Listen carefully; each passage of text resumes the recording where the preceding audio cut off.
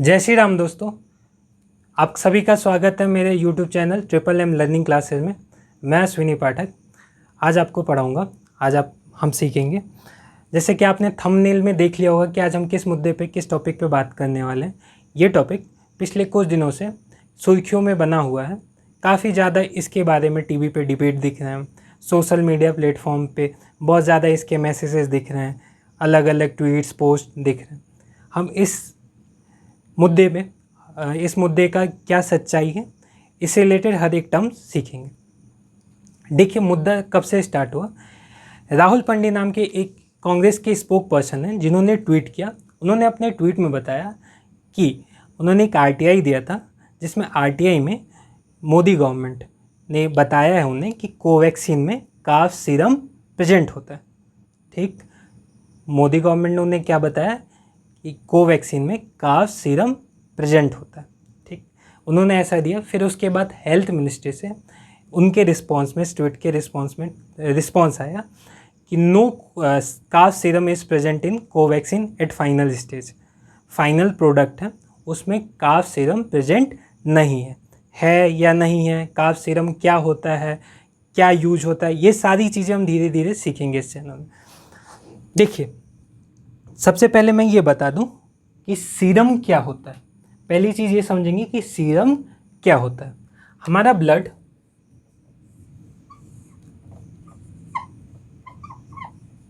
दो टाइप के कंपोनेंट्स होते हैं, एक सेल, दूसरा प्लाज्मा।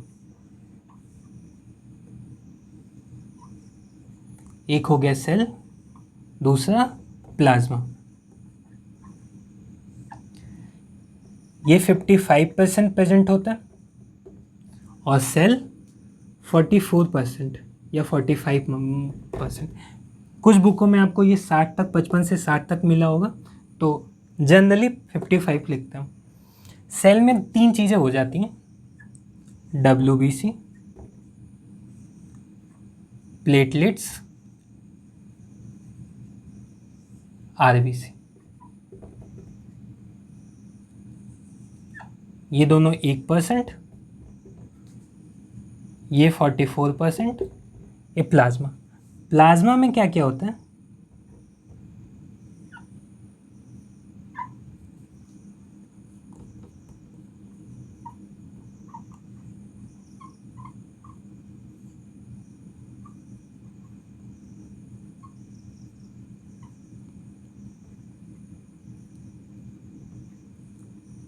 देखिए, हमारा खून है, ब्लड है, वो एक कोलाइडल सॉल्यूशन है जिसमें सेल होता है और प्लाज्मा होता है। ये सेल समझे जाए तो सेल में WBC, प्लेटलेट्स, RBC, ये ठोस पदार्थ होता है और ये लिक्विड फॉर्म में होता है। ये क्या होता है? लिक्विड फॉर्म में होता है। और इसमें क्या क्या चीज़ें होती हैं? एंटीबॉडीज़ होती हैं, प्रोटीन होती हैं और एक फाइब्रिनोजन नाम की चीज़ होती है, पदार्थ होता है। देखिए, आपने अभी कुछ दिनों पहले काफ़ी ज़्यादा व्हाट्सएप पे स्टेटस देखा होगा कि प्लाज्मा डोनेट कीजिए, प्लाज्मा डोनेट कीजिए। ऐसा क्यों कहा जाता है? क्योंकि हमारे बॉडी में जब एंटीबॉडी तैयार होता है ना, तो एंटीबॉडी कहाँ निवास करता है, कहाँ रहता है? प्लाज्मा में। प्लाज्मा में ही एंटीबॉडी प्रेजेंट होता है। इसीलिए बोला जाता है कि आप प्लाज्मा डोनेट कीजिए, उसमें एंटीबॉडी और ज़्यादा मिलके मतलब कोविड से लड़ाई करेंगे। बाद में इस चीज़ को मना कर दिया गया। बात समझ में आई? तो ये हो गया ब्लड का कंपोजिशन। ये प्लाज्मा, आपने देखा होगा जब सैंपल आप ब्लड का देते हैं कोई टेस्ट कराने के लिए, तो ये प्लाज्मा का ही टेस्ट होता है। जैसे कि एंटीबॉडी टेस्ट होता था ना, तो ये प्लाज्मा पूरे ब्लड में से प्लाज्मा अलग किया जाता था और उसका टेस्ट होता था कि उसके अंदर एंटीबॉडी है या नहीं है। ठीक, अगर इस प्लाज्मा में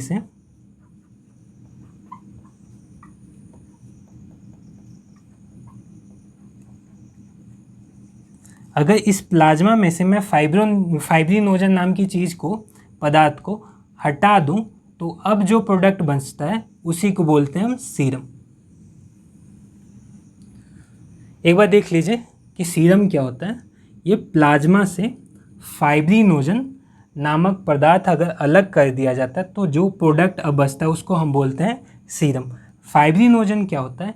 जैसे कि प्लेटलेट्स का काम होता है ब्लड को क्लॉटिंग कराना, ब्लड को क्लॉट कराना। कुछ देर अगर आपको कहीं पे कट होता है, चोट लगती है, तो उसके बाद एक पपड़ी जैसा कुछ जम जाता है, वो यही कराता है। और इस साथ में फाइब्रिनोजन भी यही काम कराता है। जो प्लाज्मा में थिकनेस आता है वो फाइब्रिनोजन के वजह से ही होता है, ये उसको और थिक करता है। अगर हम प्लाज्मा में से फाइब्रिनोजन हटा दे तो जो प्रोडक्ट बचता है उसको बोलते हैं सीरम। सीरम आपको समझ में आ गया सीरम क्या होता है? ठीक, देखिए वैक्सीन क्या होता है। 2 टाइप के वैक्सीन हमारे बॉडी में भेजे जाते हैं। वैक्सीनिंग वायरस बोलते तो, एक होता है लाइव वायरस और एक होता है डेड वायरस या फिर इनएक्टिवेटेड वायरस।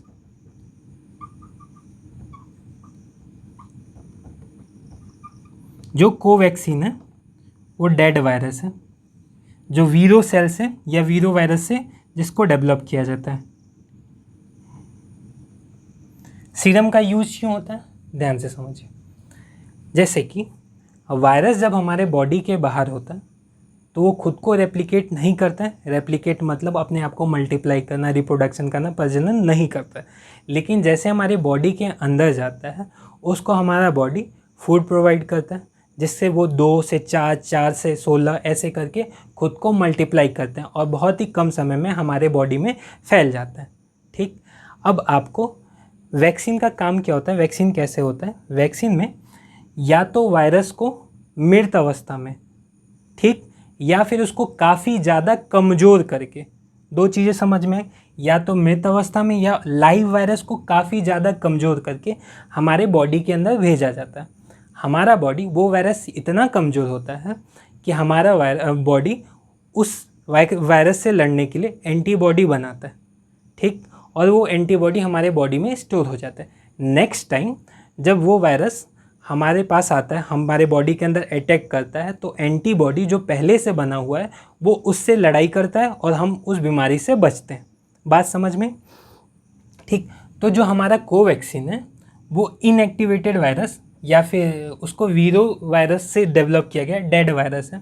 ठीक है, इससे आपने ध्यान से सुनिएगा, आपको 750 करोड़ वैक्सीन बनाना है। ठीक, तो आपने अगर थोड़ा सा आपको ये डेड वायरस मतलब कोरोना वायरस, कोविड, आपने कोरोना वायरस लिया, अब आपको 750 करोड़ लोगों के लिए वैक्सीन तैयार करनी है। तो उतने से अमाउंट में तो इतने ज़्यादा डोजेज आप प्रिपेयर नहीं कर पाएंगे। तो उसको हमारे बॉडी के बाद लेबोरेटरी में सिंथेसिस किया जाता है। सिंथेसिस करने का मतलब उसको कुछ खुराक दिया जाता है, कुछ खाना दिया जाता है, उस खाने को खा के प्रजनन करता है, ग्रोथ करता है।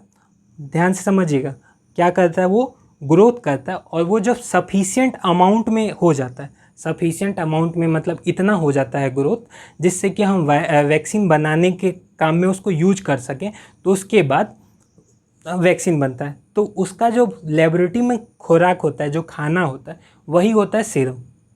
सीरम पे ही उसका ग्रोथ होता है। सीरम उसके लिए एक फूड का काम करता है, जिससे वो अपने आप को फूड लेता है, मतलब भोजन करता है और ख़ुद को रेप्लिकेट करता है, जिससे कि सफिशिएंट अमाउंट में हमारे पास वो वायरस अवेलेबल हो जाए, जिससे कि आगे की वैक्सीनेशन प्रोसेस के लिए हम वैक्सीन बना सकें।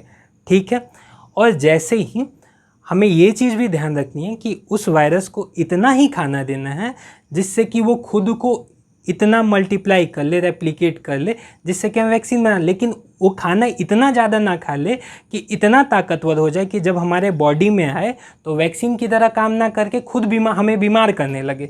तो हमें जब उसका सफिशिएंट ग्रोथ हो जाता है तो उसको जो हमने भोजन दिया होता है उस भोजन को हम उससे छीन लेते हैं। वो भोजन क्या है? सीरम। ये जो काफ सीरम है ना, वो सीरम है। अभी मैं आगे बताऊंगा कि काफ सीरम क्यों यूज करते हैं, क्या सब। ये सीरम उससे अलग कर लिया जाता है।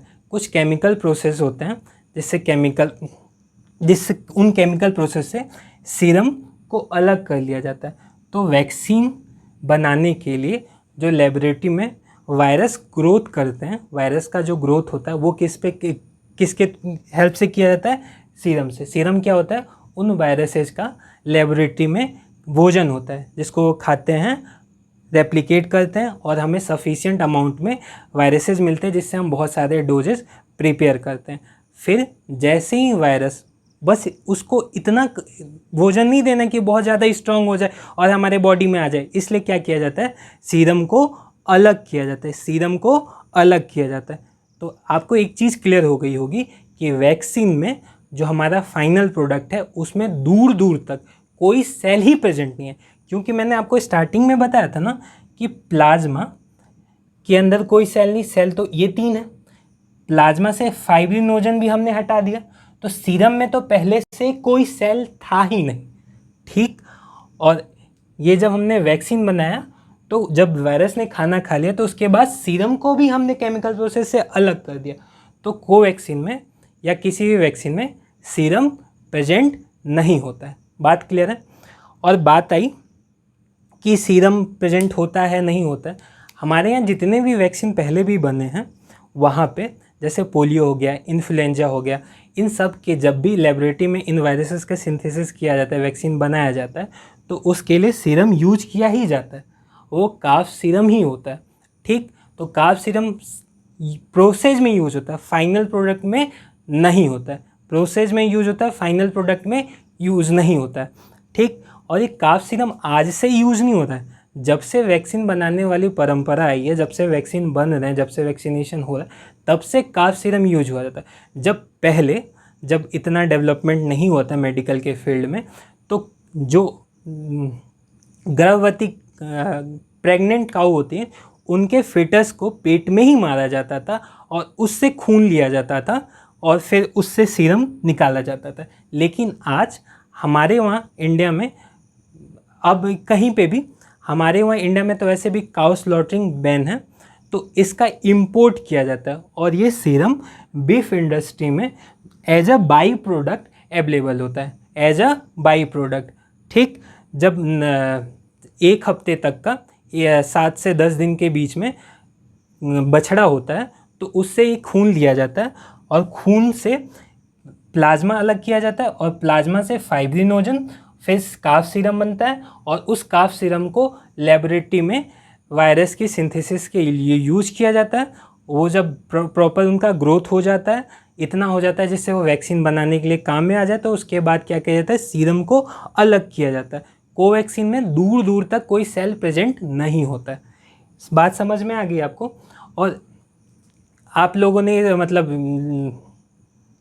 विपक्ष ने या देखिए, हम अभी पेंडेमिक से तो जूझ ही रहे हैं।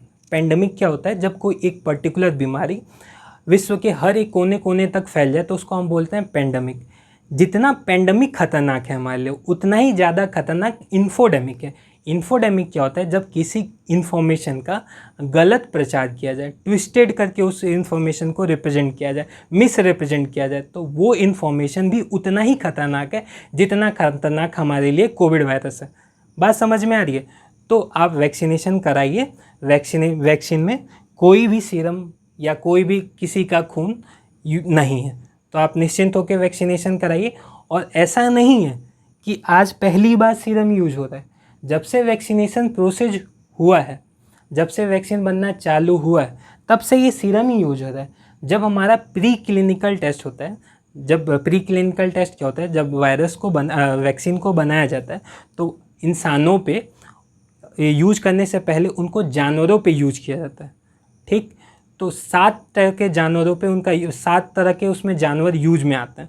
तो ऐसी चीज़ नहीं है कि ये सीरम यूज होता ही है, ठीक, लेकिन फाइनल प्रोडक्ट में यूज नहीं होता है। तो आप सभी से निवेदन करता हूँ कि आप इस गलत इन्फॉर्मेशन को रोकें और आप अपने आसपास के लोगों को मोटिवेट करें कि वो जल्दी से जल्दी वैक्सीनेशन कराएं। Thank you. अगर आपको मेरी वीडियो अच्छी लगी हो तो इसको लाइक, शेयर और सब्सक्राइब करें। जय हिंद, जय भारत।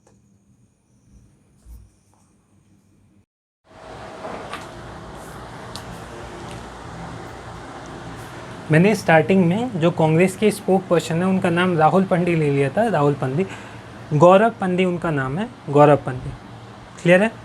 उन्हीं ने ट्वीट किया था, तब से ये बखेड़ा चालू हुआ।